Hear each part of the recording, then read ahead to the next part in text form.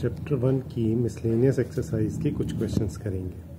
मैं question number 3 ले रहा हूँ। क्वेश्चन नंबर 3 में हमें दिया हुआ है A B and C are any three sets and A union B A union C के इक्वल है, also A intersection B A intersection C के इक्वल है। तो ये दो चीज़ें हमें गिवन है कि A union B is equal to A union C and A intersection B is equal to A intersection C and we need to prove that B is equal to C। B और C को हमें equal prove करना है। तो ये दो conditions को use करते हुए B और C को इक्वल प्रूव करेंगे। तो इसके लिए मैंने B से स्टार्ट किया। अब B से स्टार्ट कर रहे हैं और ये कंडीशन हमें यूज़ करनी है, तो हम B को B intersection A union B लिख सकते हैं। आप इस वेन डायग्राम को देखें, ये जो पूरा शेडेड पोर्शन है, ये पूरा shaded portion A union B को रिप्रेजेंट करता है। अब इस पूरे शेडेड पोर्शन में और बी में अगर मैं इंटरसेक्शन लूँ तो the intersection of A union B and B shaded portion में और बी में कॉमन क्या आता है, इसमें ये जो डार्क शेडेड पोर्शन है जो डबल शेडेड है, यानी कि B is common between A union B and B. तो A union B intersection B के इक्वल होता है। तो वही चीज़ मैंने यहाँ पे यूज़ की है, A union B intersection B को बी के इक्वल लिखा है। अब ये इसलिए लिखा ताकि हम ये यूज़ कर सकें कि A union B A union C के इक्वल है। तो अब मैंने ए यूनियन बी की जगह पर ए यूनियन सी लिख दिया। इसके बाद हमने डिस्ट्रीब्यूटिव लॉ लगाया, जो इंटरसेक्शन है वो यूनियन पर डिस्ट्रीब्यूट होता है, तो हम डिस्ट्रीब्यूट करेंगे तो B intersection A union B intersection C. जैसे मल्टीप्लिकेशन एडिशन या सब्ट्रैक्शन पर डिस्ट्रीब्यूट हो जाता है अर्थमेटिक में, उसी तरह से इंटरसेक्शन को हमने यूनियन पर डिस्ट्रीब्यूट किया। तो we get B intersection A union B intersection C. अब देखिए, ये जो बी इंटरसेक्शन ए है इसको हम ए इंटरसेक्शन बी भी लिख सकते हैं कम्यूटेटिव लॉ का यूज़ करते हुए। यहाँ मैंने कम्यूटेटिव लॉ यूज़ किया और बी इंटरसेक्शन ए को ए इंटरसेक्शन बी लिखा। अब ये जो सेकंड कंडीशन दी हुई है इसका यूज़ करूँगा, ए इंटरसेक्शन बी की जगह पर we can write A intersection C. इस ए इंटरसेक्शन बी की जगह ए इंटरसेक्शन सी लिख दिया। अब इन दोनों ब्रैकेट्स में से यू कैन सी हम डिस्ट्रीब्यूटिव लॉ लगा सकते हैं इन द रिवर्स ऑर्डर, या फिर आप कहें तो इसमें से इंटरसेक्शन सी को कॉमन लिया जा सकता है। तो from here will get A union B, A union B and intersection C दोनों में कॉमन है, तो इंटरसेक्शन सी कॉमन आ गया। और you can say in reverse order हमने ये डिस्ट्रीब्यूटिव लॉ लगाया है। अब ए यूनियन बी तो हमें ए यूनियन सी के इक्वल दिया हुआ था, तो इस ए यूनियन बी की जगह पे वापस ए यूनियन सी लिख दिया और ए यूनियन सी इंटरसेक्शन सी आ गया। तो जैसे हमने यहाँ देखा था, वेन डायग्राम दोबारा देखिए, तो ये ए यूनियन सी पूरा शेडेड पोर्शन है। इस पूरे शेडेड पोर्शन में से सी के साथ इंटरसेक्शन लेना है, A union C intersection C.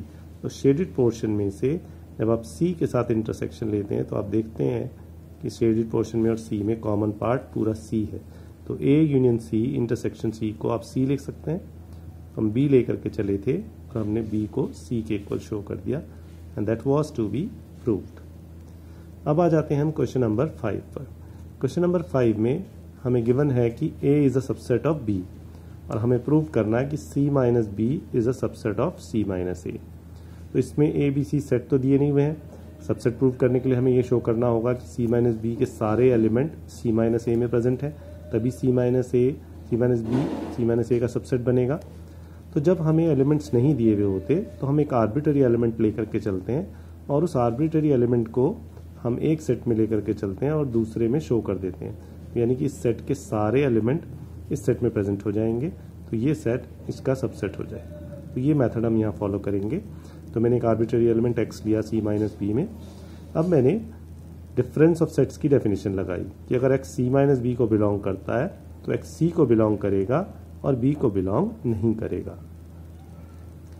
अभी जो ये आपका a है वो b का सबसेट है, जब x b में ही नहीं है तो उसके सबसेट में भी नहीं होगा, यानी कि x b को बिलोंग नहीं करता तो x will not belong to a। अब हमारे पास आ गया कि x belongs to C and x doesn't belong to a। तो फिर से हम डिफरेंस ऑफ सेट्स की डेफिनेशन लगाते हैं कि अगर C में है और A में नहीं है तो तो x c माइनस ए को बिलोंग करेगा। हम ले के चले थे कि x belongs to c minus B, और हमने इससे ये इम्प्लाई किया, इससे ये शो किया कि x belongs to c minus A, यानी कि हर एलिमेंट c माइनस बी का c माइनस ए में प्रेजेंट है, तो that means c minus B is a subset of c minus A. अब हम आते हैं क्वेश्चन नंबर 6 पर। क्वेश्चन नंबर 6 में हमें गिवन है कि दो सेट हैं a और b such that power set of a power set of b के इक्वल है। तो power set of a, p a यहाँ पर पावर सेट ऑफ a को डिनोट करता है, तो power set of a, the set of all the subsets of a is equal to the set of all the subsets of b। और हमें prove करना है कि a और b भी इक्वल होंगे। तो अगर दो सेट्स के पावर सेट इक्वल हैं तो वो दोनों सेट भी आपस में इक्वल होंगे, ये चीज़ हमें प्रूव करनी है। तो इसको हम इस मेथड से प्रूव करेंगे कि अगर कोई दो सेट इक्वल हैं तो वो तभी होता है जब a b का सबसेट हो और b a का सबसेट हो। ये हम यहाँ पर जो अप्रोच है वो लेकर के चलेंगे। तो मैंने मान लिया कि लेट x जो है वो a का कोई एलिमेंट है। अब मुझे ये प्रूव करना है कि x जो है वो b को बिलोंग करता है। अगर मुझे a को b का सबसेट दिखाना है तो मुझे ये शो करना होगा कि a का हर एलिमेंट b को बिलोंग करता है। तो जो x एक एलिमेंट है a का, तो उसको अगर लेके मैं एक सेट बनाऊंगा तो वो a का सबसेट होगा, और a के जितने भी सबसेट है वो पावर सेट को बिलोंग करते हैं। तो ये जो सेट है सिंगलटन सेट x, ये पावर सेट ऑफ a को बिलोंग करेगा। अब पावर सेट ऑफ a तो पावर सेट ऑफ b के इक्वल दिया हुआ है, तो जब ये पावर सेट ऑफ a को बिलोंग करता है तो पावर सेट ऑफ b को भी बिलोंग करेगा। लेकिन पावर सेट ऑफ b को कौन से सेट बिलोंग करते हैं? पावर सेट ऑफ b को वो सेट बिलोंग करते हैं जो b के सबसेट होते हैं। तो अगर ये set power set of b को बिलोंग करता है तो it must be a subset of b। तो ये सेट जो है वो b का सबसेट होना चाहिए, और अगर ये b का सबसेट है तो इसके सारे एलिमेंट b को बिलोंग करने चाहिए, इसलिए x जो है वो b को बिलोंग करता है। तो हम x को a में लेके चले थे, हमने शो कर दिया कि x b को b बिलोंग करता है, यानी कि x belongs to a implies x belongs to b। जब a के सभी एलिमेंट, एक आर्बिट्ररी एलिमेंट का मतलब होता है सभी एलिमेंट, तो जब x का एक एलिमेंट a में प्रेजेंट है और वही b में भी प्रेजेंट है, यानी कि a के सारे एलिमेंट b में प्रेजेंट है, तो इसलिए a जो है it is a subset of b। अब हम b को a का सबसेट प्रूव करेंगे इसी तरह से। तो हमने मान लिया y is any element of any arbitrary element of b। तो जो सेट y है, set containing y will be a subset of b, और अगर ये b का सबसेट है तो it will belong to power set of b, और power set of b power set of a के इक्वल दिया हुआ है क्वेश्चन में, तो y this set containing y must belong to power set of a also. अब अगर a का पावर सेट ऑफ a को बिलोंग करता है तो इसे a का सबसेट होना पड़ेगा, यानी कि ये जो सेट कंटेनिंग y है वो a का सबसेट होगा। अगर ये a का सबसेट है तो इसके एलिमेंट a को बिलोंग करेंगे, तो y जो है वो a को बिलोंग करेगा। हम y को b में लेके चले थे और हमने शो कर दिया था y बिलोंग्स टू a। तो y is an arbitrary element of b, यानी कि b के सारे एलिमेंट a में प्रेजेंट होंगे, तो b is a subset of a, क्योंकि b के सारे एलिमेंट हमने a में शो कर दिए। अब a is a subset of b and b is a subset of a। When both of them are subset of each other, so that means the two are equal. तो a और b एक दूसरे के equal हो।